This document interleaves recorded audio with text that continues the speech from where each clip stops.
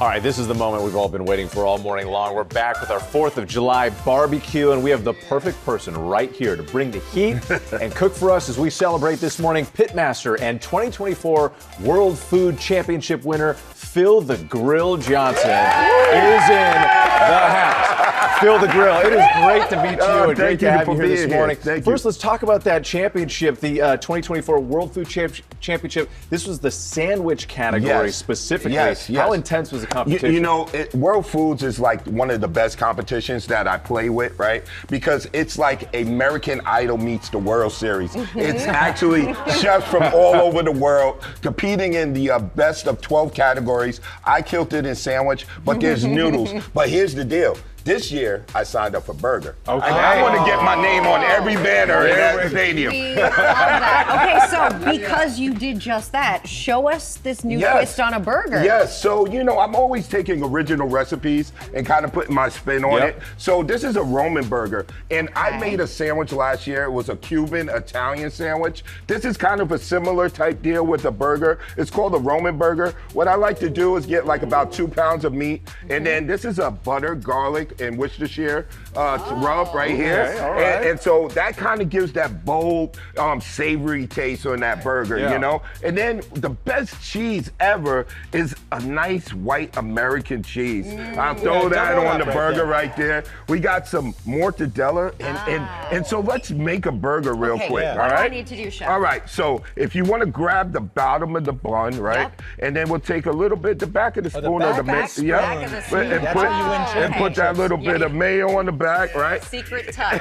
I'm gonna grab you a burger, and I'm gonna grab me a burger right here with the nice white American, right? Perfect. And then what we're gonna do here is we're gonna add a little bit of lettuce on top, right?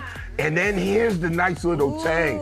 You got a nice little Italian dressing right here. You put it on that side. I was gonna put it on the bun. And then so look how crispy this mortadella is, right? Nice and toasty. Put that on. A little Genoa salami on top of that, right? Woo! A little tomato, right? Get some onions, red onions, right? The crowd in here is losing it, by the way. That is it right there. That's that burger.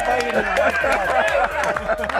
done. Stacking it up. All right, should we have some dessert? Here, I'll go on this side. I want to stand right here because there's whipped cream and strawberries. All right, so this is a great dessert, right? So now that you're full off of these heavy burgers, right? You want something light and something crispy, something refreshing, right? To go with the mojitos or, you know, it's a nice summer day, right? So what I like to do, I got this from a restaurant that closed a long time ago, but they made the best biscuit strawberry parfaits. So what we want to do is take a nice little bit of whipped cream, put that right on top. The spoon thing is a revelation. And I'm not very good at it.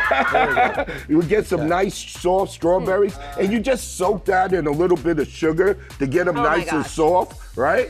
You went ahead. What are you doing? I went straight to the biscuits. So here's the thing. We were talking about this earlier this morning.